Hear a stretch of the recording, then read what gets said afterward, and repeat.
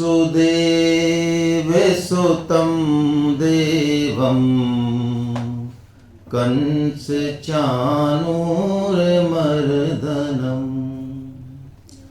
देवकी परमानन्दम्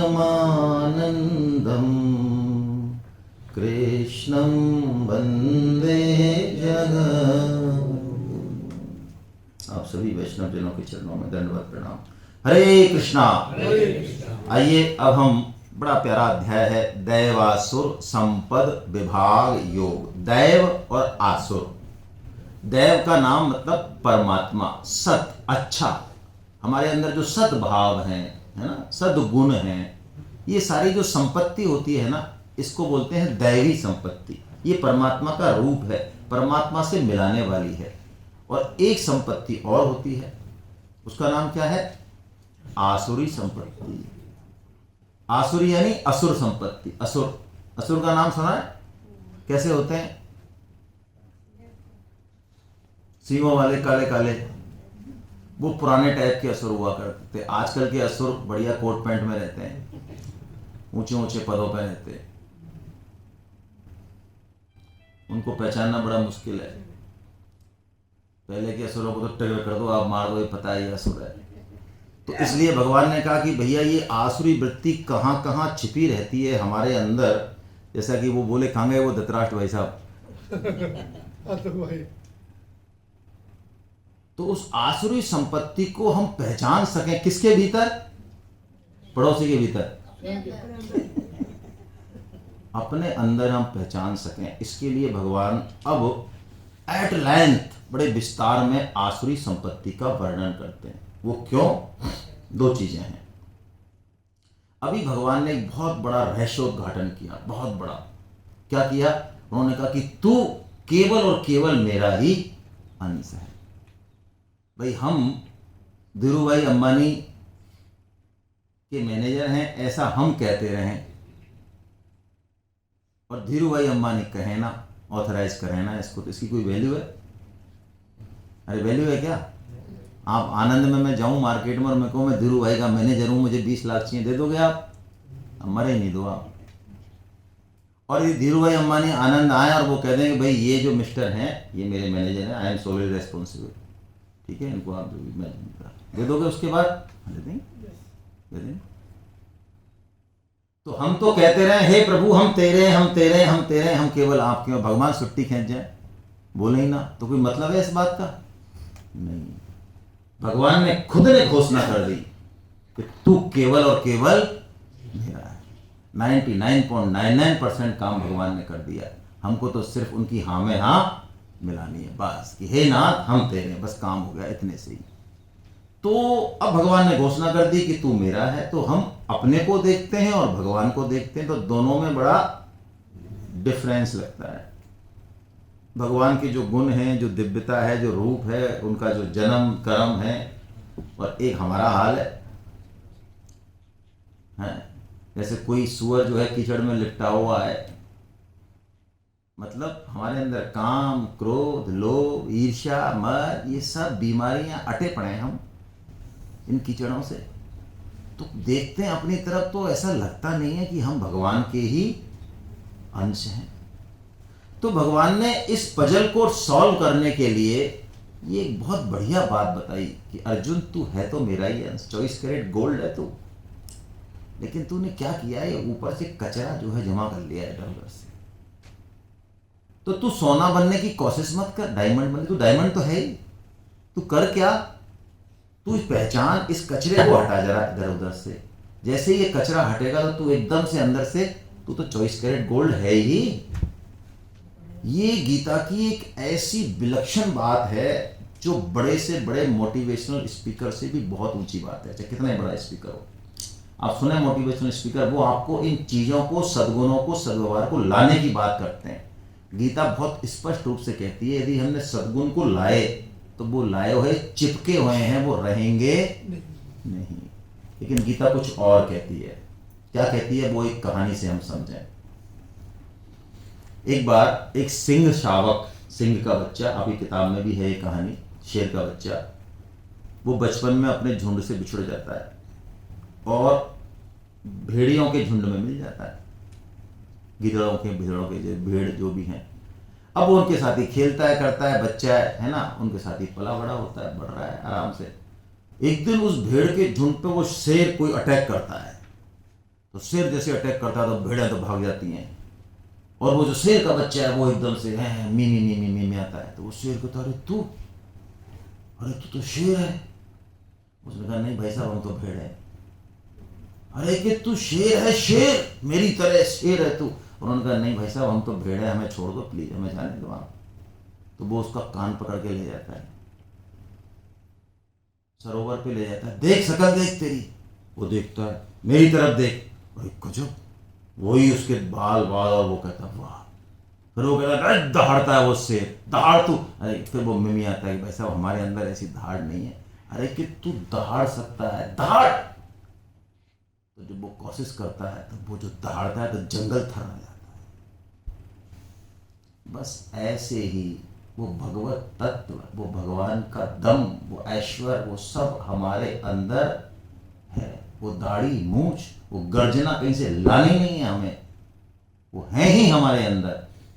बस हमको क्या करना है, उस कचरे को साफ करना है। तो उस कचरे को, उस आसुरी संपत्ति को साफ करने के लिए भगवान यहाँ देवासुर संपद विभाग जो है वो कह रहे हैं।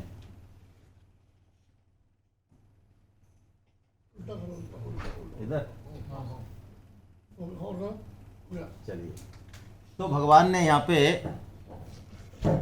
26 गुण बताए, दैवी गुण, ये हम सब में हैं, ठीक है। 26 दैवी गुण बताए, इन 26 में से कुछ की हम चर्चा कर लेते हैं। ये हम भगवान के कितने नज़दीक हैं, भक्ति हमारी कैसी चल रही है, ये दैवी गुण से हमें पता चलेगा। ये गुण यदि हमारे अंदर प्रकट हो रहे हैं, प्रचुरता में हैं, तो इसका मतलब हम उस तत्व के बहुत पास जा रहे हैं, है ना। और यदि दूर है इनसे, तो फिर तो कुछ नट शैल में हम ले लेते हैं। पहला श्लोक है ये, जिसमें भगवान ने शायद 9 जो है दैवी गुण बताएं। क्या है ये? अभयम सत्व संशुद्धि ज्ञान योग व्यवस्थिति। अभयम, भगवान ने सबसे पहले दैवी गुणों में किसका नाम लिया? अभय का नाम लिया। अभय का मतलब क्या? भय नहीं हो। अब देखिए, हम सबको भय रहते हैं, सबको रहते हैं ना, नौकरी का, अपने से बलवान का, कोई ना कोई भय रहते हैं। एग्जाम का ही भय रहता है, और नहीं तो मास्टर जी जो छिपकली का ही होता है, कॉकरोच का होता है। सड़क पे है, अपने स्वजनों की घर नहीं आए तो भय रहता है, ये बच्चे को क्या हो गया, कहीं कोई दिक्कत नहीं हो जाए। लड़की अकेली पढ़ रही है, कहीं उसका भय, कई कई तरह के भय हैं, 50 तरह के भय हैं, हजारों तरह के भय।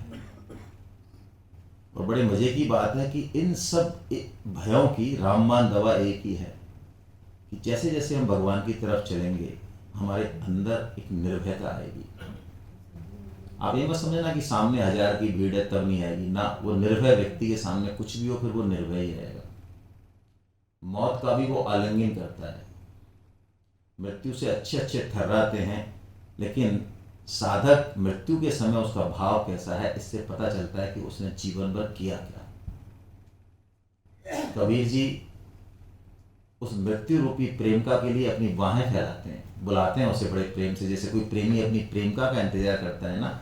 वो कहते हैं, जा मरने से जग डरे मेरे मन आनंद, कब मरी हो कब भेंटी हो पूरन परमानंद। वो कहते हैं, वो मृत्यु रूप में जो मेरे परमात्मा आ रहे हैं, वो कब आएंगे तो मैं गले लगाऊं उनको, क्योंकि जन्म और मृत्यु सिक्के के एक ही सिक्के के दो पहलू हैं। ये अध्यात्म, ये दैवी संपत्ति हमको निर्भय बनाती है, और सबसे बड़ा अभय है भगवान के शरणागत हो जाना, अध्यात्म को प्रायोरिटी पे ले जाना, केंद्र पे ले आना। ये सबसे बड़ा अभय दान है, और इसको प्राप्त करने का वही तरीका, हम अभय होना चाहते हैं तो अभय दान दें, और दान दें, अच्छी बात है, सामर्थ्य तो दें, लेकिन अभय दान अवश्य दें। अभय दान क्या है? जीवन दान भी सब परोपकार की श्रेणी में है। एग्जैक्टली, गीता प्रचार, गीता की तरफ भगवान को जोड़ना ये अभय दान है। इसके लिए मैंने कहा न न गौ प्रधानम न मही प्रदानम न च अन्न दानम ही तथा प्रधानम। आप स्वर्ण का दान कर दें, जमीन का कर दें, गाय का कर दें, कुछ भी दान करते हैं, यथा बदंती बुध प्रधानम। विद्वानों ने, शास्त्रों ने कहा सर्वेषु दानेषु अभय प्रधानम। अभय दान के आगे इनमें से एक भी 1/16 अंश भी नहीं है। तो जीवन में सब भयों से, जन्म मृत्यु जरा व्याधि, ये सबसे बड़े भय माने। इनके अलावा और छोटे मोटे सब भयों से मुक्ति, ये भगवान ने पहला लक्षण बताया। अभयम, हमारे जीवन में अभय आ रहा है या नहीं। गलत काम करेंगे तो भय आता है, आता है। दुर्योधन के आ रहा है कि नहीं आ रहा है? 1.10 चेक करो। सेना किसकी ज्यादा है, दुर्योधन की या अर्जुन की? तो डर कौन रहा है? दुर्योधन डर रहा है। शंखनाद हो रहा है तो किसका हृदय फट रहा है, दुर्योधन का या अर्जुन का? हम खुद के ऊपर अपना लें। आप मॉल में जाएं, है ना, बॉम्बे में आप जाते होंगे, मॉल में बढ़िया बढ़िया चीजें होती है, तो कई बार लगता है यार ठीक है पार कर लेते हैं, पैसे वैसे क्या देते, रख लेते हैं पर्स में। लेकिन जैसे ये विचार आता है तो हमारी सारी एक्टिविटी, हमारा पूरा एटीट्यूड चेंज हो जाता है और हम सोचते हैं 15-20 मिनट के क्या पंगा ले लिया यार, फालतू 200-300 की चीज, अभी कोई पकड़ लेगा, हटा इसको बीमारी को। तो जैसे ही वो हमने संकल्प त्यागा चोरी का, अबे हो गए नहीं हुए। यही सत्व संशुद्धि है ना, अंतःकरण की शुद्धि, ज्ञान योग व्यवस्थिति, ज्ञान है ना, ज्ञान के लिए दृढ़ता, मतलब लगे रहें गीता में, नहीं छोड़ देना। एक बार गीता पढ़ ली, उसके बाद कई लोग कहते हैं साहब अब हम नहीं कराएंगे रजिस्ट्रेशन, अब हमने पढ़ ली। मैं बिल्कुल आपने ठीक से पढ़ी है ना, 5-5 साल से जो पढ़ रहे हैं मूर्ख राज, इनको कुछ नहीं पता चला, आपने 1 साल में निचोड़ दिया। ज्ञान योग व्यवस्थिति, लगे रहें। अब एक प्रण करें मन में कि भगवान ने बहुत कृपा से हमको अपनी वाणी से परिचय कराया है, तो कुछ भी हो जाए, चाहे जीवन में अनुकूल आए प्रतिकूल आए, कुछ भी आए, ये जीवन रहेगा, ये शरीर रहेगा, तब तक छोड़ेंगे नहीं इस मार्ग को। बस ये संकल्प कर लें, बस इस संकल्प से बहुत तगड़ा काम होगा। ये व्यवस्थित ज्ञान योग। दानम समझते हैं हम, दमश्च, दम यानी इंद्रियों का संयम, दमन नहीं। गीता दमन नहीं कराती, इंद्रियों की एनर्जी को चैनलाइज करती है गीता। दमन नहीं कर सकते आप, आपने दमन किया तो विस्फोट होगा, ध्यान रखना। बच्चे, यूथ है ना, युवा एज में ये काम करते हैं, वो दमन करते हैं कई बार। दमन नहीं, चैनलाइज कीजिए। आंख को श्रेष्ठ विषय दीजिए, कान को, जीभ को प्रसादम खाइए। आपको रबड़ी खाने की इच्छा हो रही है, भगवान को भोग लगाइए और प्रभु को अर्पण कीजिए, फिर खूब खाइए। भगवान तो खाते भी नहीं है, वैसे भी खा जाते हैं, खाया घोषणा तो करी उन्होंने, पत्रम पुष्पम तू जो चढ़ाएगा मैं खा जाऊंगा। लेकिन हम इतने पक्के हैं कि यदि वो खाने लगे तो चढ़ाना बंद कर दें। हमको गारंटी है कि ये 1 दिन का नहीं खाएंगे, इसलिए हम बिल्कुल प्रभु आपका ये महाराज है सर। और किसी दिन जो है 1 किलो का डिब्बा गया और आधी किलो का भाड़ा करके दिया इन्होंने, गड़बड़ ऐसे ही है ना। चलिए, दमश्च, यज्ञश्च, यज्ञ समझ, स्वाध्याय, स्वाध्याय वैसे तो मतलब होता है आध्यात्मिक गीता रामायण पढ़ना, लेकिन इसका शाब्दिक अर्थ है खुद का अध्ययन। है कौन हम, है कौन, जाने, बिल्कुल है ना। तप का मतलब जो तप हम समझते हैं वो तो है, लेकिन गीता का तप बहुत अलग है। गीता का तप है, हमने सुना, जीवन में अनुकूल प्रतिकूल परिस्थिति आएंगी, आप चाहें ना चाहें, जैसी भी परिस्थिति आए उसमें भगवान को हृदय से धन्यवाद। बाहर से तो एक्टिविटी करें पूरा, पिए की बैठक में जाकर रोए वहां पर बढ़िया दुख मनाए, वहां हंसेंगे, गीता पढ़ गए तो लोग पीट देंगे। भगवान श्री कृष्ण वहां जाते हैं तो सत्यभामा के जो फादर, उनकी मिसेज के फादर गुजर चुके होते, तो भगवान रोने लग जाते हैं। और इतना रोते हैं भगवान सत्यभामा अपने ससुर साहब की डेथ पे कि उस सत्यभामा अपना रोना भूल जाती है, भगवान को चुप कराने लग जाती है। भगवान ये नहीं कहते भाई मैं तो सम, दुख सुख में सम हूं, तुम्हारे फादर गए हैं तो क्या इसमें, क्या इसमें दुख मनाने, ऐसे नहीं। नाटक सब करें बाहर से, लेकिन अंदर से भगवान को हर परिस्थिति में धन्यवाद निकले। हे प्रभु तेरा लाख लाख शुक्रिया, तू है फिर क्या करूं, तूने ये विपरीत परिस्थिति भी दी, अपमान भी कराया, ये टफ कंडीशन भी दी, तो कोई ना कोई हेतु होगा, चलेंगे तेरे साथ। बस इस बात से ये, और आर्जवम यानी सरलता, सरलता यानी मन वाणी शरीर की हर तरह की सरलता। हम लोग कपट बहुत करते हैं, भगवान को कपट प्यारा नहीं है, सरलता प्यारी है। उनको गुण प्यारे नहीं है, गुण भी प्यारे नहीं है भगवान को। हम सोचे कि हमारे अंदर बहुत गुण है ना, गुणों के सोर्स तो वही हैं। हमें गुण ले लें अच्छी बात है, लेकिन भगवान गुणों से नहीं रीझते, कुछ और से ही रीझते हैं, सरलता से रीझ जाते हैं, दीनता से रीझ जाते हैं, है ना। महावीर जी ने बताया था, ताही अहीर की छोहरियाँ छछियावर छाछ पे नाच नचाऊं है। वो खट्टी छाछ के लिए, उस छोटे से मक्खन के लिए वो 3-3 ठुमके लगवाती हैं भगवान से कि तू नाचेगा तो देंगे तेरे को छाछ और मक्खन। भगवान ठुमके लगा रहे हैं, बोलो आप देखो क्या कमी है। उनके 9 लाख तो खुद के गाय हैं भाई, नंद बाबा के 9 लाख गाय हैं भगवान श्री कृष्ण के घर में, वो ठुमके लगा रहे हैं प्रेम के बस होके। अब भगवान ने ऐसे 26 गुणों का वर्णन किया, आप पढ़ लें। अब भगवान अब आते हैं जो नाम है इस अध्याय का, दैवासुर में असुर। असुर संपत्ति यानी आसुरी गुणों का 6 लक्षणों का वर्णन करते हैं भगवान। कैसी गीता है, 6 लक्षणों में भगवान ने पूरी आसुरी संपत्ति समेट दी। इन 6 लक्षणों में से यदि लक्षण कोई हमारे अंदर है तो इसका मतलब आसुरी संपत्ति हमारे अंदर है। और ये आसुरी संपत्ति क्या क्या करेगी आगे, कैसे कैसे सोचेगी, इसकी सोच विचार रहन सहन खान पान कैसे कैसे होगा, वो भी भगवान बताएंगे, वो भी देखेंगे हम। तो हम डिसीजन लें अपने आप में कि अपने कोई डिसीजन लेना है, दूसरे को बताने की जरूरत भी नहीं है। आइए श्लोक पढ़ लें। दंभो दर्पोऽभिमानश्च क्रोधै पारुष्यमेव च अज्ञानं चाभिजातस्य पार्थ संपदमासुरीं। दंभो, दंभ, हम जैसे हैं वैसा नहीं दिखा के कुछ और दिखाना। हमारी हैसियत नहीं है शादी में बहुत ज़्यादा खर्च करने की, लेकिन करें क्या, मूँछों का सवाल है, कर्जा लेंगे मर जाएंगे लेकिन करेंगे।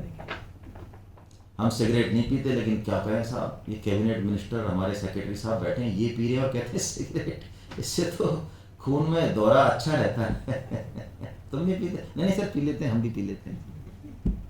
क्या करें, इनको खुश करना है, एक घूंट हम भी ले लेते हैं। हम अच्छा नहीं मानते दारू को, लेकिन क्या करें, इनके ये दम्भ है। हम माला करने बैठे, मन लग रहा है नहीं लग रहा है, लेकिन किसी ने घंटी बजा दी, अब घर एकदम से कोई आ रहा है दोस्त, एकदम से माला लगे, साधु बन के बैठ गए।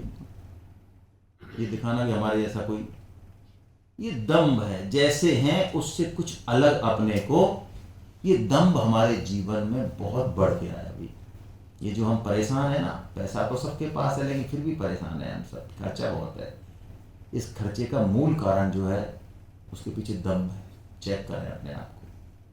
हम सबकी लाइफ स्टाइल में दम्भ भयंकर घुसा हुआ है, और पता नहीं हम किसको खुश कर रहे हैं, सभी एक दूसरे को खुश कर रहे हैं, खुश कोई हो नहीं रहा है।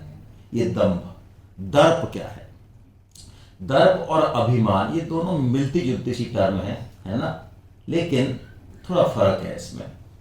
दर्प जो होता है वो ममता वाली चीजों को लेके होता है, मेरी गाड़ी, मेरा घर, है ना, मेरे लोग इतने सारे। और अभिमान जो होता है ये अहमता को लेकर होता है। देखा मैंने कैसे, सारे 1000 लोग थे, जब मैं खड़ा हुआ जैसे चला, मैं देखा मेरी बुद्धि, मेरा बल, मैं, ये अभिमान है अपनी किसी पर्सनल विशेषता को। मेरा, हमारे दादाजी के बारे में नहीं सुना आपने? हमारे दादाजी क्या थे साहब, हमारा कुल, हमारा वंश, ओहो, ये अभिमान है। और ये अभिमान, ये सभी आसुरी संपत्ति का राजा है, चीफ है ये भाई साहब आ गए ना अकेले, तो इनके पीछे पीछे पूरी सेना आएगी। संसृति मूल सूल प्रदनाना सकल शोक दायक अभिमाना। संस्कृति मतलब ये जन्म मरण का चक्र। संस्कृति मूल यानी संस्कृति का मूल कारण अभिमान, और सूल प्रदनाना, इसके अलावा बहुत सारे दुख क्लेश देने वाला है एक अकेला अभिमान। आज हमारे रिलेशनों में हम देखें ना, चाहे कोई भी रिलेशन हो, आपको मूल में अहम मिलेगा, कहीं ना कहीं कोई टकराव है भयंकर। थोता अभिमान, वो अहम यदि चला जाए तो बहुत मजा आने लग जाए, लेकिन नहीं, अहम कोई नहीं छोड़ना चाहता आजकल। ये अभिमान सबका राजा है आसुरी संपत्ति का। और एक बहुत जोरदार चीज, शास्त्र कहते हैं कितना भी बड़ा गुण है हम में, यदि उसके साथ अभिमान आ गया तो वो दुर्गुण हो जाएगा। विद्या ज्यादा है, हाँ बहुत तगड़ी है, पूरा संसार नमस्कार कर रहा है, प्रकांड पंडित है, लेकिन अभिमान है। दानी है, हाँ बहुत तगड़े दानी है, लेकिन अभिमान है। बल है, बहुत तगड़े बलशाली है, लेकिन अभिमान है। ये जो सद्गुण है, जो अच्छी चीजें जो हैं अच्छी हैं, लेकिन इनके साथ अभिमान है तो ये क्या हो जाएंगी? पतन करने वाली हो जाएंगी। क्रोध जानते हैं हम, पारुष्यम में वजह। पारुष्य मतलब अविवेक होना, कठोरता, अविवेक की कठोरता है ना। और अज्ञान मतलब अविवेक। ये 6 लक्षण बताए भगवान ने। तो ये एक ही चट्टे, एक ही फैमिली की वैरायटी है, ये सिस्टर कंसर्न है, कोई बहुत ज्यादा नहीं है। इसमें सबसे जो इनका चीफ है वो ये है अभिमान, अहंकार, कुछ भी कह ले, उसको हम छोड़ें। और इसको छोड़ने का क्या है तरीका? देखिए, जिस चीज को भी अभिमान है हमारे अंदर, चाहे हम कहें नहीं होता है, तो संसार में भगवान की ऐसी कृपा है कि उस क्षेत्र में आपसे कई गुना आगे व्यक्तित्व मिलेंगे, उनका संग कीजिए। यदि आपको ऐसा लगता है कि मेरे पास 500 करोड़ है और है इस कॉलोनी में कोई नहीं मेरे जैसा, तो ऐसे व्यक्ति हैं जिनके नौकर, जिनके कुत्तों के पास है 500 करोड़ से ज्यादा, वो घुसने नहीं दें आपको। हाँ, कुत्तों के नाम आपसे ज्यादा प्रॉपर्टी है। जिन गाड़ियों पे हम इतरा रहे हैं उनके नौकर नहीं मिटते उनमें। मजाक नहीं कर रहा हूँ मैं, ये फैक्ट बता रहा हूँ। हमें लगता है कि हम 16 माला करते हैं, हम बहुत बड़ा काम कर रहे हैं भगवान का, तो ऐसे ऐसे बंदे हैं जो 64 माला करे बिना पानी नहीं पीते। किसी भी चीज का हमको अभिमान है, किसी भी चीज का, उससे जो उच्च है उस स्थिति में उनका संग करें। जैसे हम स्टूडेंट लाइफ में करते हैं ना, हम किसका संग करते हैं? जो टॉपर होता है ना, तो उससे हमें फायदा होता है। और यदि हम अपने से कोई कमजोर बोल रहे, कहो बेटा क्या हाल है तेरे, तो क्या होगा हमारा? अच्छा, आ गया ये प्रश्न, हमने किया। ये अभिमान, तो अभिमान को तोड़ने का यही एक तरीका है। अब देखिए, ये आसुरी संपत्ति आती कैसे है? एक तो भगवान घोषणा कर रहे हैं पहले कि सुन अर्जुन, दैवी संपत्ति मुक्ति के लिए है, मोक्ष के लिए है। दैवी संपत्ति हम लेंगे तो मोक्ष आएगा, और आसुरी संपत्ति लेंगे तो हमारे बंधन आएगा। सिंपल सा रूल बता दिया भगवान ने। और इस रूल के बाद भी एक बहुत प्यारी बात कह दी भगवान ने, बहुत इंपॉर्टेंट बात है ये। देखिए, ये बात ऐसी है कि साधक को बिल्कुल, मतलब मैं क्या कहूँ इस चीज को, रोना आ जाए या रोना क्या आ जाए, भगवान के प्रेम को अनुभव कर ले साधक। यहाँ भगवान अर्जुन की पीठ थपथपा रहे, अर्जुन मां शुचे, चिंता मत कर, तेरे अंदर दैवी संपत्ति है, पहले से खिलानी थोड़ी है तेरे को। मां शुचई संपदम दैवी अभिजातोसी पांडवा, है तेरे अंदर। जैसे आप देखते होंगे घर में हमारे बुजुर्ग बैठे रहते हैं,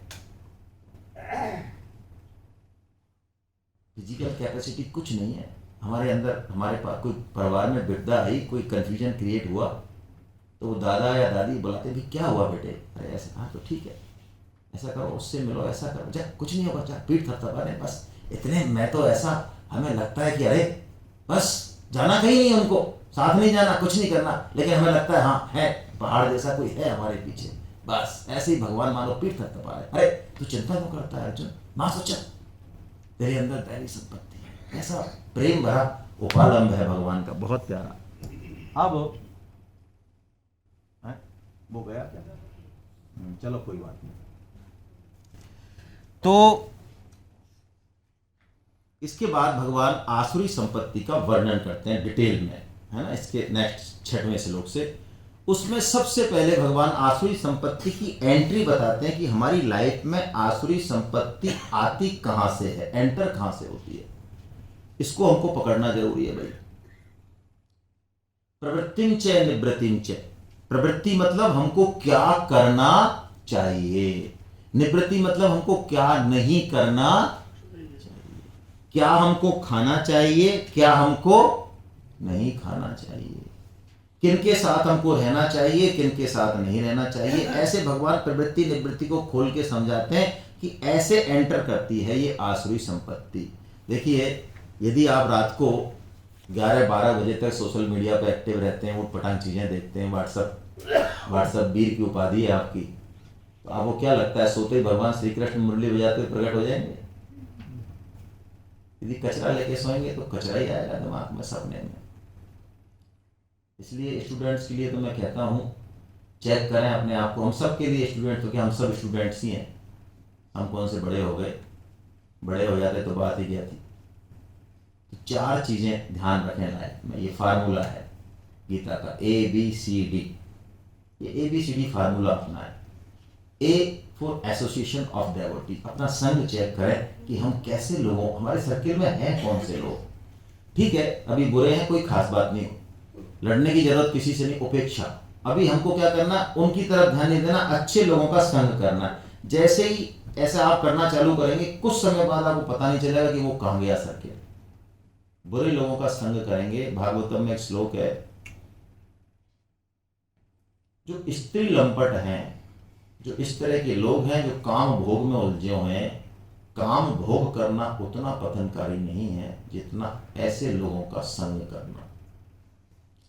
यदि हमने भक्तों का संग नहीं करके ऐसे दुष्टों का संग किया, जो सब कुछ यही मानते हैं कि जीवन में खाओ पियो मौज करो मित्रा, बस यही है, तो हमारे अंदर वो जर्म्स घुसे बिना नहीं है।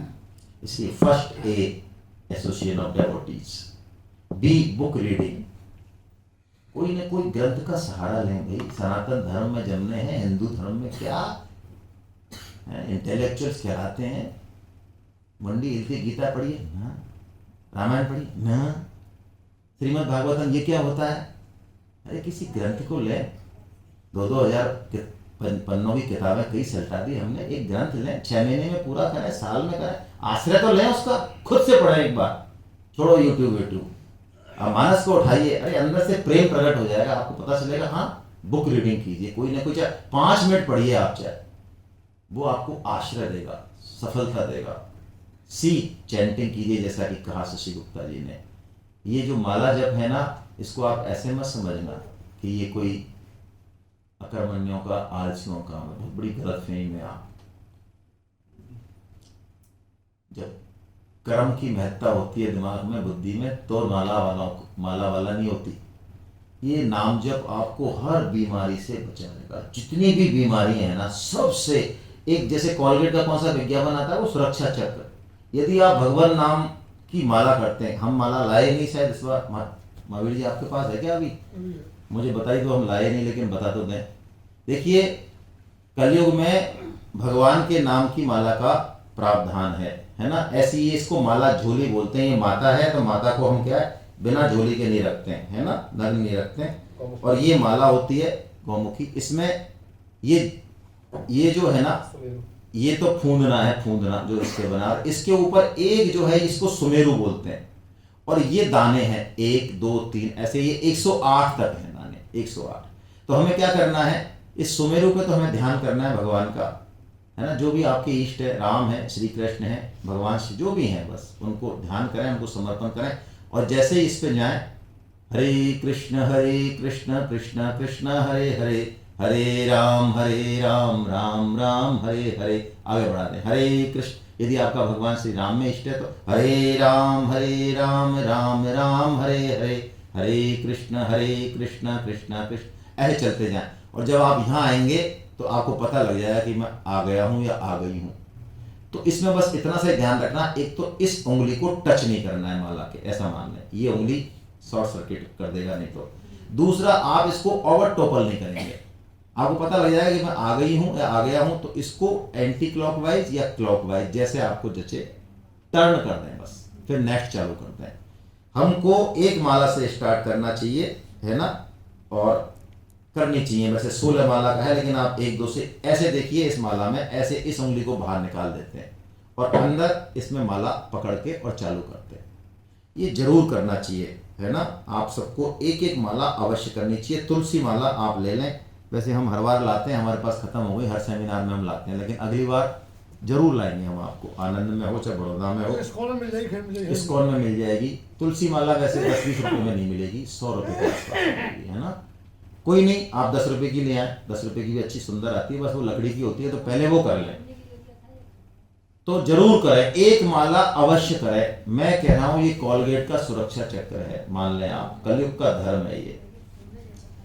बहुत कुछ मिलेगा आपको इससे, बहुत कुछ जो आप सोच नहीं सकते वो मिलेगा, शास्त्रों का रस मिलेगा, सार मिलेगा इससे, बिना पढ़े ही। अवश्य करें आप इसको, ठीक है। तीसरा, हाँ तीसरा हो गया चैंटिंग, एबीसीडी चल रहा था फार्मूला। चौथा है डी, डेटी वर्शिप। आप कहीं ना कहीं अपने को इन्वॉल्व करें। ऐसा आपको लगता है ये गीता वाले ठीक काम कर रहे हैं, जुड़ जाएं। आपको लगता है इसको कहीं ना कहीं अच्छे काम में, किसी को, महिलाओं को, बच्चियों को पूजा का शौक होता है, तो किसी अपने इष्ट की पूजा, विग्रह, सारा जो भी, जहाँ भी थोड़ा सा इन्वॉल्व करें अपने आप को। बिल्कुल खाली दिमाग शैतान का घर नहीं रखें। यदि आप ये 4 काम करेंगे तो काम हो जाएगा और आपका जीवन सुधर जाएगा। आहार से स्टार्ट करते हो। अब भगवान ने बहुत सारे श्लोक बोले बीच में कि कैसे सोचते हैं ये, क्या करते हैं ये, इनकी बातें कैसी होती हैं, क्या इनकी उड़ान होती है। ऐसे बहुत सारे भगवान ने श्लोक बोले, है ना। आप थोड़ा देखें उन श्लोकों को। आसुरी संपत्ति का बहुत विस्तार से भगवान ने वर्णन किया। और आसुरी संपत्ति कहाँ पहुंचाती है हमको? नरकों में पहुंचाती है, रौरव नरकों में। नरक भी कई तरह के हैं, 28 तरह के नरकों का वर्णन है भागवतम में। लेकिन नरक का मतलब हम तो ये मान लें फिलहाल, यदि बुद्धिजीवी नहीं मानते हैं कई बार, तो कोई बात नहीं, जीवन में जो हमारे साथ हो रहा है इसको नरक मान लें, चलो कोई बात नहीं। लेकिन नरक के 3 गेट बताए भगवान ने। इन 3 गेटों से एंट्री होती है नरक। यदि ये 3 गेट हमारे जीवन में नहीं है तो नरक का कोई काम ही नहीं है हमारे। तो भगवान वो बताते हैं कि आसुरी संपत्ति का जो फल है उससे कैसे बचा जाए। इन 3 गेटों को बंद कर दें हम। और इन 3 गेटों में भी बीच का गेट बहुत बड़ा है। मेन गेट तो यही है, 2 तो छोटे छोटे से गेट हैं बगल में। तो हम समझें ये मेन गेट कौन सा है, इसमें गाड़ी गड़ी चली जाती है। भगवान बता रहे हैं, आइए पढ़ते हैं। त्रिविधम नरकस्येदं द्वारं नाशनमात्मना कामः क्रोधस्तथा लोभस्तस्मादेतं त्रयं त्यजेत्। भगवान कह रहे हैं 3 नरक के द्वार हैं, काम, क्रोध और, इसलिए तू इनको तुरंत प्रभाव से त्याग दे। अब इसमें भी इन तीनों का जो कमांडर इन चीफ है वो कौन है? काम है। काम, काम, कामना। काम क्या है जो हम समझ रहे हैं वो तो है यौन सुख, लेकिन सारी भौतिक कामनाएं, देखिए आवश्यकता और कामना में फर्क है। हमें भूख लग रही है, भोजन चाहिए, लेकिन मेरे को ऐसा ही भोजन चाहिए पड़ोसी के यहाँ जैसा या अंबानी जैसा, वो कामना हो जाएगी। आवश्यकता की पूर्ति होती है, करनी ही चाहिए। दूसरे की भी आवश्यकता की पूर्ति होगी, लेकिन कामना बहुत अलग चीज है। ये बहुत रूपों में प्रकट होती है और इस कामना की पूर्ति नहीं होती कभी भी। इसका जैसे जैसे ये इसको पूरा करेंगे तो ये बाद में लोभ में कन्वर्ट हो जाएगी। और यदि कामना पूरी नहीं हुई, किसी ने बाधा दे दी हमारी कामना पूर्ति में, कॉलेज में होता है? अच्छा तूने ऐसा कहा मेरे लिए, उससे सारी इमेज बिगाड़ दी यार तूने मेरी उसके सामने, तो वो क्रोध हो गया, चालू हो गया सिस्टम। तो एक काम यही क्रोध में और यही लोभ में प्रकट होता है। भगवान कहते हैं इन तू तीनों को त्याग दे। अब देखिए क्या कहें, गीता तुलसीदास जी महाराज ने बड़ी अच्छी बात कह दी। जीवन में जब तक श्री कृष्ण तत्व का, भगवान के उस प्रेम का एंट्रेंस नहीं होगी ना, कितनी भी हम टेक्निक अपना लें, ये कामना हमारा पीछा नहीं छोड़ेगी।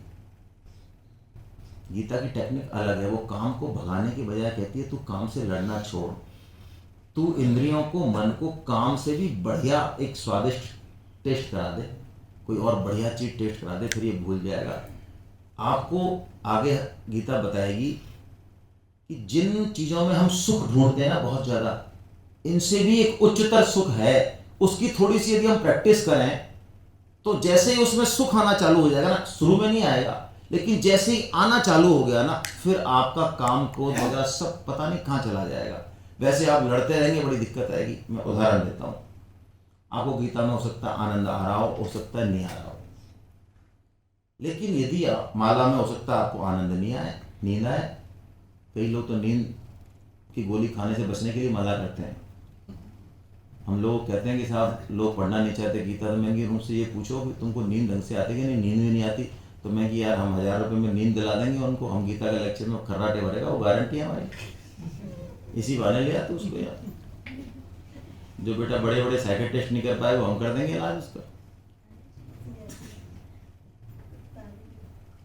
तो नींद आए चाहे आनंद नहीं आए, गीता में माला में यदि आप थोड़ा लगे रहे, थोड़ा सा वेट कर लिया ना आपने, मैं सही कह रहा हूं, फिर वो रस आएगा, आपको छोड़े नहीं जाएगा।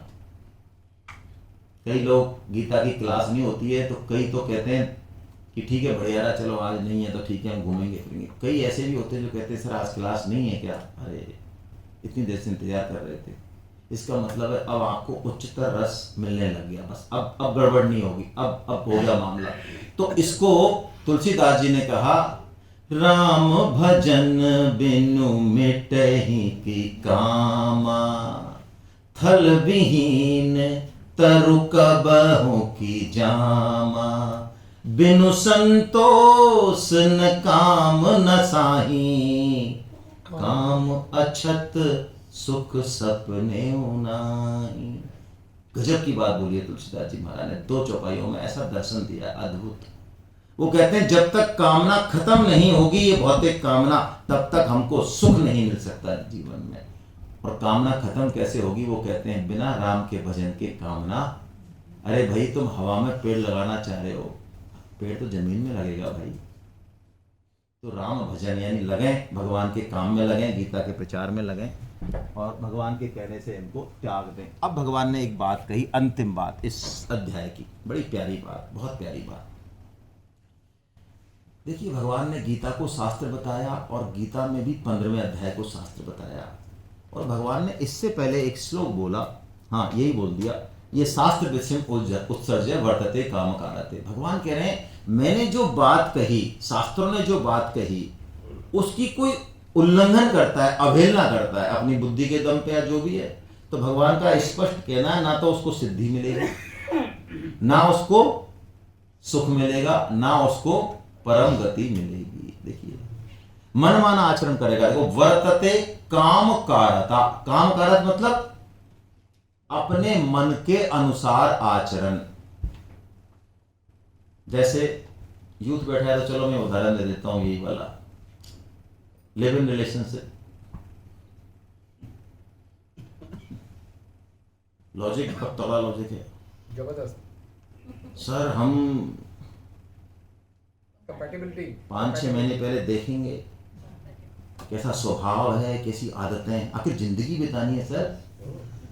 हाँ कितने समझदार लोग हैं ना, और 50-70 साल पहले इनके जो बाप दादा कितने मूर्ख थे, उनको फोटो तक नहीं बताई जाती थी बेचारों को।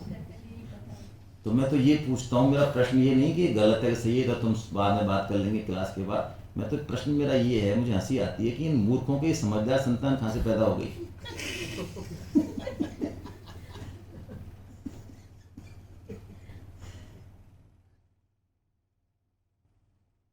ये काम कारक है, विनाश होगा। चीजों को समझना जानना वो अलग बात है, लेकिन उसके पीछे भोग दृष्टि है ना, और जो हम समझते हैं शास्त्र और प्रकृति कुछ अलग तरीके से काम करती है। और अब भगवान अंतिम श्लोक बोल रहे हैं। शास्त्र की बात कर ली भगवान ने, हमारे समझ में आए चाहे नहीं आए, क्वेश्चन कर लें, लेकिन शास्त्र की अवहेलना ना करें। बहुत स्पष्ट कह दिया भगवान ने, पहले थोड़ा सा डंडा मारा, अब स्पष्ट कह दिया, अर्जुन सुन, तस्मा इसलिए, तस्मा शास्त्रम प्रमाणंतम कार्य व्यवस्थित। क्या करना है तुझे, क्या नहीं करना है, तू मनमाना डिसीजन मत ले भाई, शास्त्र को सामने रख। गीता क्या कहती है, तो शास्त्र विधि से नियत कर्म तुझे करना चाहिए। यदि भगवान ये कहते हैं कि मैं गीता प्रचार से खुश होता हूं, सबसे ज्यादा प्रसन्न होता हूं, तो बस इसमें दिमाग नहीं लगाना हमको। भगवान ने ये कहा तू बेटा ऐसा कर, पहले गीता को पढ़ ले, समझ ले ढंग से, फिर करना प्रचार। ऐसा कंडीशन लगाई, कुछ नहीं लगाई भगवान ने तो कहा जो निष्काम भाव से, ये जरूर कंडीशन लगाई। ये नहीं कि यार पैसे कमाना चालू कर दे तू, या फिर ये कह दे देखो तेरे को मैंने गीता में जोड़ा था ना, तेरे को कितना फायदा हुआ, तो कम से कम यार मेरे को तू नमस्कार तो किया कर सुबह शाम।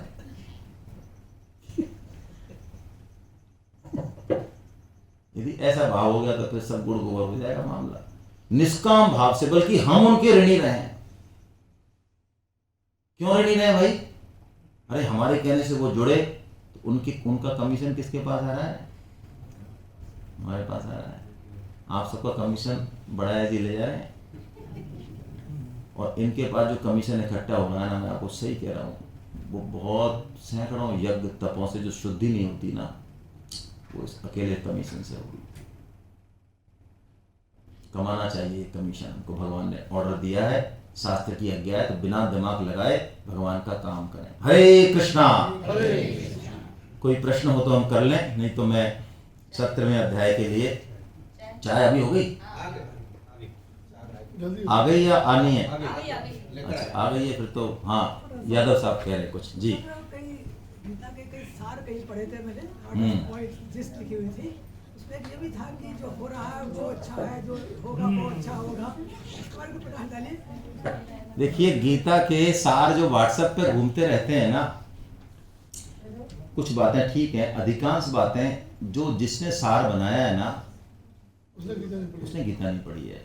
कलेश यही है, हम लोग इसमें पीछे हैं कि जिन्होंने अच्छी बातें हम सही फॉर्मेट में लोगों तक नहीं पहुंचा पा रहे। मुझे आईआईटी बॉम्बे की सेमिनार याद है, सेमिनार तो 100 हुई, लेकिन मुझे याद इसलिए है वो सेमिनार, सबसे ज़्यादा मेरे अंदर स्पार्क उसमें, क्योंकि मुझे लगा उस सेमिनार के बाद कि हम दोस्त तो देते हैं यूथ को, लेकिन वास्तव में दोस्त इनका कम है, दोस्त हमारा ज़्यादा है। हम इन तक पहुंच ही नहीं पा रहे हैं। उस टेक्स्ट में जिस भाषा में समझते हैं, हम ले ही नहीं जा पा रहे हैं चीज़ों को। तो गीता सार वाले से ये पूछो तो दुकान का सार बताना यार, ये कुछ नहीं है। गीता का सार हम समझेंगे खुद, है ना। हम गीता पढ़ें, वो गीता फिर अपना सार प्रकट करेगी, और वो सार जो हमारे लिए गीता प्रकट करेगी वही वास्तव में हमारा सार है। वो एक सार सबके लिए काम नहीं करता है। आपको गीता में कोई जब आप पढ़ते रहेंगे तो कोई एक श्लोक आपको बड़ा अपील करेगा, आपकी लाइफ को चेंज करेगा। मेरे लिए हो सकता है वो श्लोक इतना इम्पोर्टेंट नहीं हो, है ना। तो गीता का सार दूसरों से मत सीखिए, गीता का सार खुद से ही सीखिए, और वो गीता ही प्रकट करेगी। गीता माता बताएंगी, उन्हीं की शरण में जाना, उन्हीं के डोक लगाना हमको। तो भाई माँ यदि चाहे हम मैया के गले पड़ जाए, है ना, कि तू हमको मिला, हमारे पिताजी कौन है, तो मैया को तो पता है, तो मैया मिला देगी खट है। भगवान श्री कृष्ण से मिलाने में माता को क्या जोर आएगा? तो गीता माता की शरण ले लें, वो मिला देगी, मिला ही देगी, कोई समस्या ही नहीं है। बहुत बढ़िया। और कोई बहुत अच्छा प्रश्न पूछा आपने। Yes sir. अध्याय 14 में सत्य से सुख की आसक्ति, तो ये बंधनकारी कैसे हो जाती है? हाँ बहुत बहुत अच्छी बात है। 14.6 है ये। दूसरा, ज्ञान की आसक्ति से देही कैसे बन जाती है? देखिए क्या होता है कि कोई भी अच्छी से अच्छी चीज उसका सदुपयोग कर ले, लेकिन उसमें आसक्ति नहीं रखें। मैं आपको उदाहरण से समझाता हूँ, क्योंकि बात बहुत सूक्ष्म और टफ है। 14.6 को समझना इतना आसान नहीं है। ये तो समझ में आता है कि तमो छोड़ दो, रजो छोड़ दो, सतो छोड़ दो, ये समझ में नहीं आता है। लेकिन जब तक सतो नहीं छोड़ोगे तब तक जो है गुणातीत नहीं होगे। तो सतो को छोड़ने में बहुत मुश्किल आती है। जैसे ये श्लोक कहती है गीता की, ज्ञान सत्संग में भी आसक्ति करोगे तो पतन होगा। ये तो क्या क्या कह दिया तुमने। देखिए आप विदेश से एक शैम्पू लाए बहुत बढ़िया, और आपके बाल एकदम बढ़िया हो जाते हैं, तो उस शैम्पू को आप लगाए रखें तो ठीक है, या लगाने के बाद उसको हटा दें तो ठीक है? हटाना पड़ेगा। हटाना पड़ेगा। अब मैं दूसरा एग्जाम्पल देता हूँ। आप जंगल में फंस गए, वहां आपने नाव बनाई, नदी पार करनी थी, उसके बाद आपका गांव में बड़े भाई सा गई, नाव बनाई आपने 3-4 लोगों ने मिलके, और उस नाव ने आपको पार कर दिया। अब उस नाव को आप चारों जने अपने सिर पे रख के घर ले आओ, या छोड़ के आओगे तो ठीक है? यही है, सतोगुण हमको भगवान की तरफ लगा देगा। लेकिन कब? यदि हमने पकड़ लिया। सतोगुण सोने की सीढ़ी है, रजोगुण चांदी की सीढ़ी है, तमोगुण लोहे की सीढ़ी है। सीढ़ियां 3 हैं, लेकिन काम तो एक ही कर रही है, ऊपर जाने का। अब आप लोहे से तो पहुंच गए, खटाखट चढ़ट पहुंच गए हम तो ऊपर, लेकिन सोने की सीढ़ी पर जाते जाते बीच में, अरे भैया तेरे को नहीं छोड़ूंगा, 24 कैरेट गोल्ड है तू, तो पहुंच जाओगे ऊपर? नहीं पहुंचोगे। इसलिए इस आसक्ति से सतोगुण बंधनकारी, अपने आप में बंधनकारी नहीं है। ठीक है, चलिए बहुत बढ़िया प्रश्न, बहुत ही उत्तम प्रश्न, सूक्ष्म। ये ज्ञान कहीं नहीं मिलने वाला, हरे ये कृष्ण। ज्ञान कहीं नहीं मिलने वाला। हाँ, ये बात तो स्वामी जी ने बहुत जबरदस्त बताई है। हरे कृष्णा। आइए हम लोग 10 मिनट में हाजिर हों।